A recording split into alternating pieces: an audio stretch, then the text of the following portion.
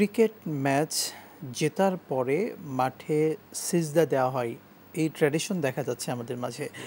ইসলাম এটিকে কিভাবে দেখছে, এটা বৈধ কিনা?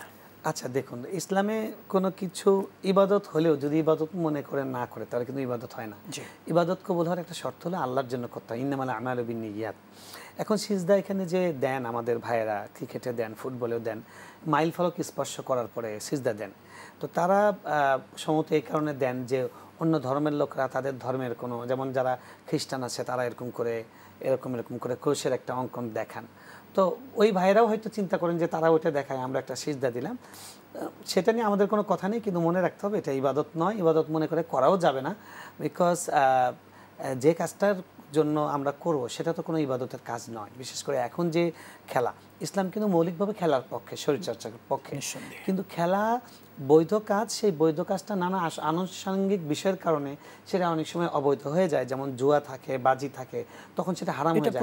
আমরা দেখতে পাচ্ছি। আচ্ছা, এখন যে ধরেন ইন্টারন্যাশনাল ম্যাচ যেগুলো হয়, এগুলোর মধ্যে তো এখন অনেক কিছু জড়িয়ে গেছে। এটা শুধু জুয়াবাজির ব্যাপারটা বাদই দিলাম, ধরুন এখন এটার সঙ্গে যে বিপুল পরিমাণ অপচয় হয়, ইসলাম এটাকে অ্যালাউ করে না।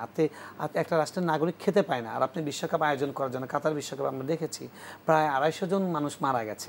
তো ইসলাম এগুলো একদমই, ইসলামের সুযোগটা নাই। সুতরাং এই খেলার জন্য সিজদা দেওয়া ইবাদত মনে করে এটার অবকাশ নেই। এখন কেউ যদি এটা সাংস্কৃতিকভাবে যে তারা একটা কিছু করে, আমরা একটা কিছু করলাম, সেটা আমি বলবো যে আমাকে জিজ্ঞেস করেন না, আমি কিছু বলবো না।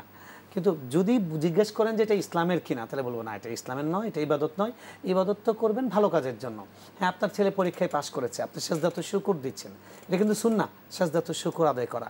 আপনি যে কোনো অবস্থায় আপনি সেজদা আদায় করতে পারবেন, সেজদাত শুকর আদায়, এবং বরং এটা হারিয়ে যাওয়া একটা সুন্নাহ।